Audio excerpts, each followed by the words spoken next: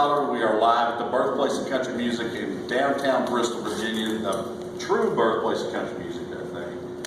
And, Yes, sir. Happened here. the Big Three interview has finally occurred. They think it's funny, but it's been a quest, okay? And everybody that knows me knows this, okay? Have I got anything in my teeth? Oh. Is that your teeth? Yeah. Oh. Hey, they're mine, dude. They're real. Okay. So what's going on, fellas? We're here for the big interview. The big interview. Watch out, Dan Rather. I'm coming for you, pal. Jerry Salley, Jackson, and if you don't know this guy, it's Larry Cordle. I'm sure you do. But I was just looking at the charts today, and you guys are all over the place in one aspect or another on the charts. I mean, your record's doing great. The Glenn Campbell project is going through the stinking roof, and your gospel album is just, I mean, and plus you're writing songs for everybody else. I mean, how do you sleep? When do you ever take a nap? We're just really blessed. We do know that, and we're just enjoying the ride. We work hard, and God's just blessing us for some reason. Believe me, we don't deserve it, but we will take it. Hey, none of us do. We don't deserve nothing. That's for sure. But yeah, we're excited. When I looked at it yesterday, looked at the Bluegrass Today chart, Carl and I have got 2 songs in the top 8. I saw that. We co-wrote Chord's single, so Chord's number 3 this week with his record that Carl and I wrote. And then my Flat Scruggs single, The Night Flat Scruggs played Carnegie Hall's number 8, and Carl and I wrote that one. So we're all pretty excited this week. We like when we wake up and look at the charts and see our names on there somehow, in some way. I'm glad we did that one. Yeah, It's a good thing. So is there plans maybe in the future for like another 3-man tour? well, we're on it now. You know what I mean? I mean like a bigger, we have like nationwide. Is there one bigger than this? Anyway. After all, we almost got out of Tennessee. Everybody tells me, but you try to be serious with these guys. I'm like, what? We crossed the border. What are you doing? Yeah, we're in Virginia, you know. That's true. Okay. I guess that's a no. Hey, man, we just got the money, we'll be there. So what about IBMA this year? I hear you guys are going to be making a splash in there too. So We are. Tell them a little bit about that. We're going to be at IBMA. We're doing All week long. All week long. Yeah, All we're week doing long. a couple of concerts. We're doing a house concert, and we're also doing one of the stages out there on Friday night, I think. awesome.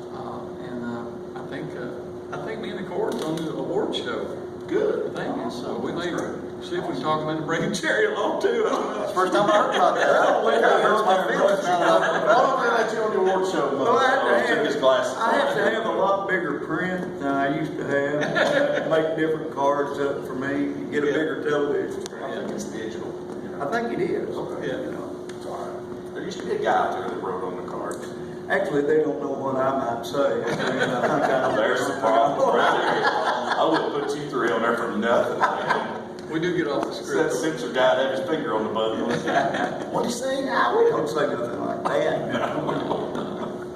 I'll tell you what, man. These 3 right here, I don't know how many #1 hits there is between you guys. Do you guys have any stats? Do you ever think about statistics and how well We things can't. are working for you? I mean, you guys have a lot of fun. None of us can count that high.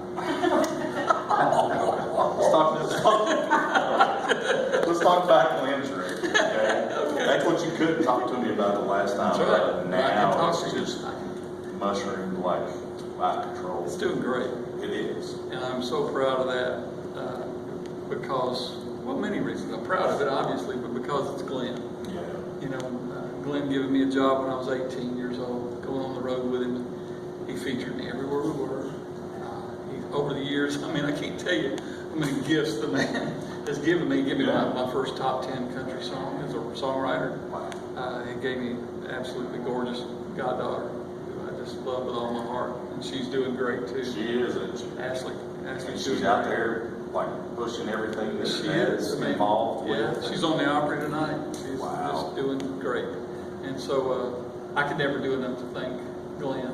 And this project is hopefully, it's a gift to him, obviously, and hopefully it is to everybody that hears it. It's very good. I mean, I sat down one night and just listened to it all the way through. It's really good. And I was thrilled. I mean, Well, Glenn didn't, Glenn lost his ability to remember lyrics, but he didn't lose his ability to sing. No. In those early stages of Alzheimer's, you know, those vocals were right after the Goodbye Tour. He was still very capable of singing because that was something that was born in Glenn. He was just the best singer I've ever heard in my life. God thing. Yeah. And he didn't lose any pitch or any phrasing, things like that. They were still. The whole time I'm sitting there and I'm thinking, okay, where's the next step? Where's the problem? Man, it ain't there. It ain't there. You can't produce out what, you know, something that's not there. He just, it sounds like a dry record that somebody just did it in one shot. Well, I'm gonna tell you what. And basically, I guess people that's what it was. people don't believe it, but those vocals were done in 2 days, and not 12 hours of 2 days. A whole record on Glenn. Glenn's vocals were done in over 2 days, and I'm not talking about working, 12-hour days either. Yeah. I'm talking about just in there. Okay, let's get this one, and we had to do some of it a line at a time. We did because he couldn't remember the lyrics. I'd have them printed out, and occasionally he would get confused a little bit, maybe read something backwards. There's some strange things that happen with Alzheimer's, but it didn't affect that perfect pitch he had, and it didn't affect his ability to sing. It's just, man, he's amazing. I was listening to that thing and that went through my head. No wonder Carl didn't want to get this out yet, man. This is. He had a great time, and I had a great time because of it. It was people go, man, that must have been really hard. Well, I mean, there was work to it, but it was also A little love involved too. no, a whole bunch. Yeah. And that provided the ability to get a lot of things out of Glenn. I think that maybe couldn't have been done. Probably was good for him. Maybe that too. I could show you a lot of film. I bet you could. He laughed. He smiled. He had such a great time, and I cherish that. I cherish that, man, because he had the time. It was just so much fun, to be there with him. And when he made a mistake, he just laughed about it, made fun of himself. Here we go. See, I do that now, but I make fun of myself more than anything. My wife makes fun of me a lot. 15 years will do that. Anyway, so, what's your next big thing? I know your record is doing really well. The single's doing good. You wrote a ton of hit songs last year for Mr. Stapleton. Yeah, well, I had a song on Chris Stapleton's Traveler record, which is up to 2 million sales, which is really uncommon these days. I know. Because I know guys sitting, and they're still not playing Chris on the radio like I think. Not they need. You know, I don't think they know he's- what to do with it. Well, but he's selling records in spite of it, and some of these guys sitting at #1 on Billboard haven't sold near the records. I'm not even close. So Not even close. His career would be a lot longer because He will. Yeah. he'd be all that radio permanent and stuff. Hey, he's an artist. he's a real artist. That's When he would come here with the steel drummers. yeah. He's a I'll tell you, the first time I heard it, I just heard it. I mean, I was like 30 feet from it. I was like, oh my gosh, how did you do that? Well, it's hard not to notice. Chills from the top of your head. Oh, He's a great singer. One of the best ever, no doubt. I mean, But he did a lot of writing though on that record too. Yeah. He's done a lot of writing for other people. yeah, well, I was the second guy he ever wrote with when he moved to Nashville. Oh, kid. And we've had a lot of cuts together we've co-written. And I didn't even know he was going to cut that song until after he recorded it. So that was kind of He and I a great wrote the surprise. same production company for nice production deal. Really? I do. I think they probably signed Chris right out of. I'm sure he's somewhere else now, but we both work for CK Music. I left over there in 2007, he did 10 years on record. He was still there when I left, but I believe in the ensuing time there, he went somewhere else. But I mean, It's amazing. we knew, I knew, first time I knew him. We can tell. A long time ago, 2004, 2005, that he was a unique individual. But I'm up real close to where I'm from. Let's get back to me for just a minute. Jerry would like to talk about himself. Well, I got this new record's coming out August the 11th, and I want folks to know about it. Right. And we're having a big CD release party at the Station Inn on August the 10th. Wonder why. From 5 to 7. It's going to be an early show. There. So, we're all going to be there. They're all there. We're all going to be there. These boys are on the record, of course, but they got 12 brand new songs. Wow. And I'm excited about it. It's been a few years since I've done a full secular record. I did a gospel record 2 or 3 years ago, but anyway, I'm just excited about it and excited to finally get it out. I'm excited about it. Wow. How long have you been working? I started tracking it in the last week of December last year. Is that the one that your daughter?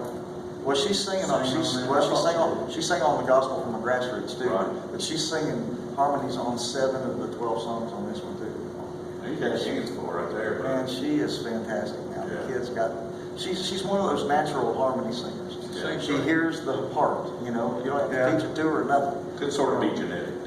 Well, I want to think that, but I don't know. She plays guitar better than I do, and, but she's a Well, very Carl talented. said that. I know, that's. He probably- Speaking of guitar playing, my favorite song on the album is. I got a song, you gotta hear it now. Okay, it's a song called If I Could Play Guitar Like Carl Jackson. You have got to be kidding me. No, why are you doing that to yourself? He's gonna do it. He's gonna do it tonight. No, he's really a more Yeah, he's got to perform it tonight. It's a good one. Well, that kind of works though, with everything you guys do. Yeah, it's a and good it kind of one. tells a story. It's a biographical thing of Carl's life and the way we met and the whole deal. That's pretty tells the whole cool. story. It's a good one. Everything's true except the title. Yeah, who came up with that? Well, no, the title's very true. That's how I came up with it. Good Lord. Well, guys, you guys have a reception out there waiting on you. There's a bunch of fans out there that want to talk to you and before you guys go on stage. And I'm going to let you get out there and do that. Court, I love you, buddy. Love you too, I Rick. hope you Thanks feel for- better. Hey, man, I'm feeling good. I think I'll never morning I wake up. Everything about your life. I hope you Well, I mean, keep fighting a good fight. I've had a blessed life. It comes after me tonight. You remember I told you that. Don't worry. Blessed life. See you, Carl. You too, Rick. Thank you for having us, buddy. Thank you so much. Jerry Salley. See you about. Good to see you Good to see again. you. Thanks for having us. All right, Rick Dollar, and we are live at the Birthplace of Country Music in beautiful downtown Bristol with Jerry Salley, Carl Jackson, and Larry Cordle.